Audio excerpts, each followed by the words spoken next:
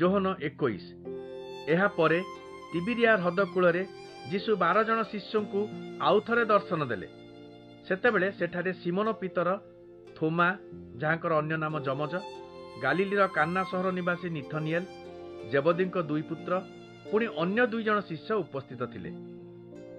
Simon ପିତର ସେମାନଙ୍କୁ କହିଲେ, ମୁଁ ମାଛ ଧରିବାକୁ ବାହାରିଲି।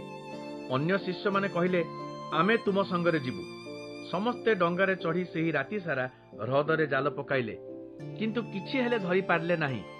ପରଦିନ ସକାଳେ ସୂର୍ଯ୍ୟୋଦୟ ହେବା ବେଳେ ଯୀଶୁ ଜଳଧାରରେ ଆସି ଠିଆ ହେଲେ, କିନ୍ତୁ ଶିଷ୍ୟମାନେ ତାଙ୍କୁ ଚିହ୍ନି ପାରିଲେ ନାହିଁ।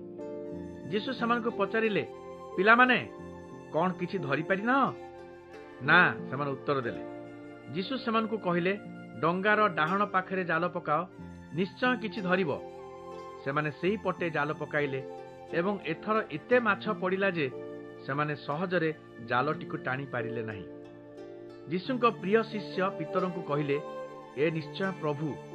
ପିତର ଏହା ଶୁଣି ତରବରରେ ଖଣ୍ଡେ ଲୁଗା ଗୁଡ଼େଇ ହୋଇ ପାଣିକୁ ଡେଇଁ ପଡ଼ିଲେ, କାରଣ ସେ ଦେହରୁ ଲୁଗା କାଢ଼ି ମାଛ ଧରୁଥିଲେ। ଅନ୍ୟ ଶିଷ୍ୟମାନେ ମାଛରେ ପୂର୍ଣ୍ଣ ହୋଇଥିବା ଜାଲ ଟାଣି ଟାଣି ଡଙ୍ଗାକୁ କୂଳରେ ଲଗାଇଲେ। କୂଳରୁ ସେମାନେ ବେଶୀ ଦୂରରେ ନଥିଲେ, କେବଳ 200 ହାତ ଭିତରକୁ ଯାଇଥିଲେ। କୂଳରେ ପହଞ୍ଚି ସେମାନେ ଦେଖିଲେ ଜଳନ୍ତା ଅଙ୍ଗାର ଉପରେ କିଛି ମାଛ ଓ ପାଖରେ କେତେ ଖଣ୍ଡ ରୁଟି ରହିଛି। ଯୀଶୁ କହିଲେ, ତୁମେ ଯେଉଁ ମାଛ ଧରିଛ ସେଥିରୁ କିଛି ଆଣ। ପିତର ଫେରିଯାଇ ମାଛରେ ପୂର୍ଣ୍ଣ ଜାଲଟିକୁ ଟାଣି ଆଣିଲେ। ସେଥିରେ ଥିଲା 153ଟି ବଡ଼ ମାଛ। ଏତେ ମାଛର ଓଜନ ସତ୍ତ୍ୱେ ଜାଲ ଛିଣ୍ଡି ଯାଇ ନଥିଲା। ଯୀଶୁ ଶିଷ୍ୟମାନଙ୍କୁ ଡାକି କହିଲେ, ଆସ ଖାଇବ। ତୁମେ କିଏ ବୋଲି ତାଙ୍କୁ ପଚାରିବାକୁ କେହି ସାହସ କଲେ ନାହିଁ। ସେ ପ୍ରଭୁ ବୋଲି ସେମାନେ ଜାଣିଥିଲେ।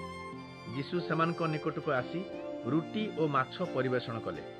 ପୁନରୁତ୍ଥାନ ପରେ ଯୀଶୁ ଶିଷ୍ୟମାନଙ୍କୁ ଦର୍ଶନ ଦେବାର ଏହା 3ୟ ଥର।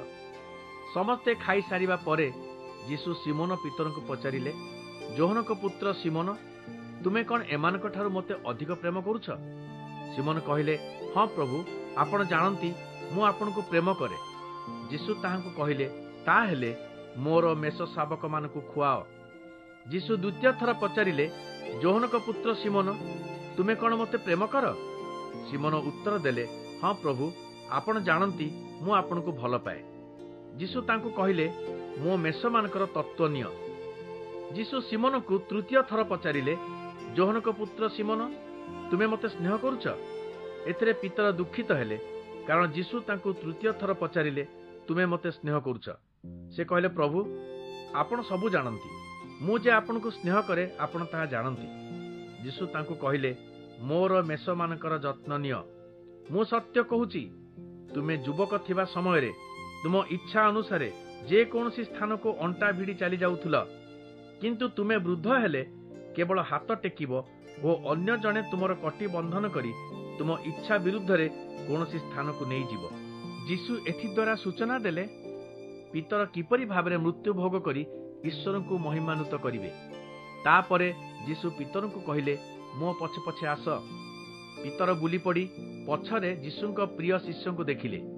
ଏହି ଶିଷ୍ୟଟି ଦିନେ ଯୀଶୁଙ୍କ ଉପରକୁ ଆଉଜି ପଡ଼ି ପଚାରିଥିଲା, ପ୍ରଭୁ, ଆପଣଙ୍କ ପ୍ରତି କିଏ ବିଶ୍ୱାସଘାତକତା କରିବ? ପିତର ସେହି ଶିଷ୍ୟକୁ ଦେଖି ଯୀଶୁଙ୍କୁ ପଚାରିଲେ, ପ୍ରଭୁ, ଏହା ବିଷୟରେ ଆପଣ କ'ଣ କହୁଛନ୍ତି?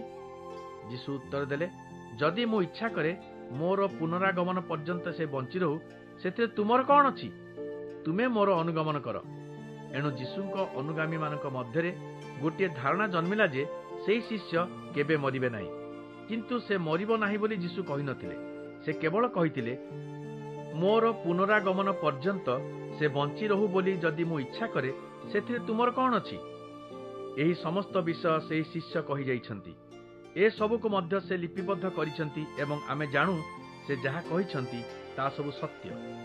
ଯୀଶୁଙ୍କ କାର୍ଯ୍ୟକଳାପ ସମ୍ପର୍କରେ ଆହୁରି ଅନେକ ବିଷୟ ଅଛି, କିନ୍ତୁ ମୋ ବିଚାରରେ ସେସବୁ ଜଣେ ଲେଖି ବସିଲେ ଯେତେ ପୁସ୍ତକ ଲେଖାଯିବ, ସେସବୁ ରଖିବା ପାଇଁ ଜଗତରେ ସ୍ଥାନ ହେବ ନାହିଁ।